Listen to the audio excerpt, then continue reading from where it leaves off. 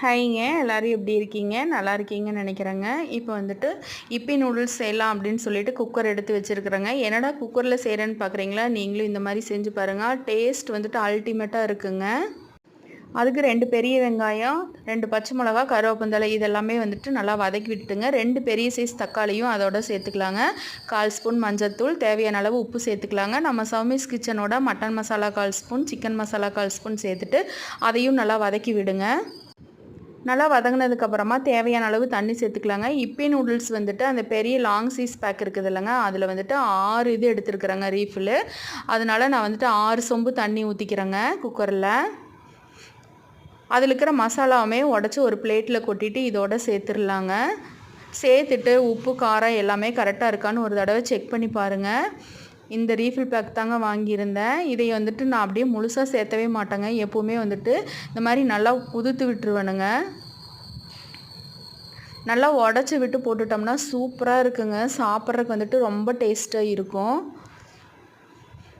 6 piece வந்துட்டு உடச்சிருக்குறேங்க. தண்ணி நல்லா கொதிச்சதுக்கப்புறமா மல்லித்தழையும் கொஞ்சம் மேலே தூவி விட்டுட்டுங்க.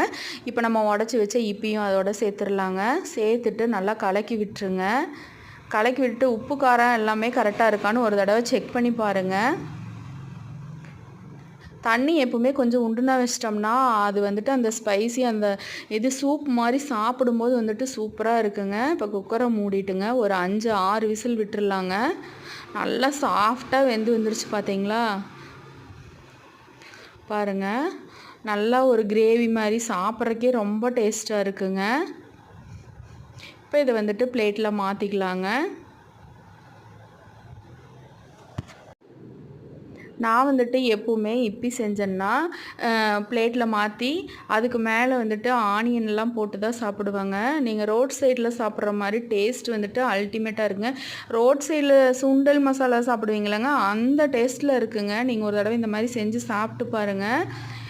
எங்கள் வீட்டில் அவருக்கு வந்துட்டுங்க இந்த மல்லித்தழையெல்லாம் போட்டால் பிடிக்காதனால அவருக்கு வெறும் ஆனியன் மட்டும் போட்டேங்க.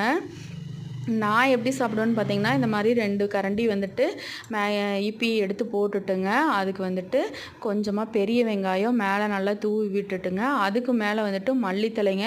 எனக்கு மல்லித்தழை ஃப்ளேவர்னால் ரொம்ப பிடிக்கும். மல்லித்தழை அதுக்கு மேலே வந்துட்டு காரா பூந்தி இருக்குது இல்லைங்க, அதுவுமே கொஞ்சம் தூவி விட்டுட்டு அப்படியே எடுத்து சாப்பிடுவாங்க. ரொம்ப டேஸ்ட் அல்டிமேட்டாக இருக்கும். நீங்களும் ஒரு தடவை செஞ்சு பார்த்துட்டு எப்படி இருக்குதுன்னு கமெண்ட்ஸில் சொல்லுங்கள். வீடியோ பிடிச்சிருந்தா நம்ம சேனலை லைக் பண்ணி சப்ஸ்கிரைப் பண்ணுங்கள். மறக்காமல் ஷேர் பண்ணுங்கள்.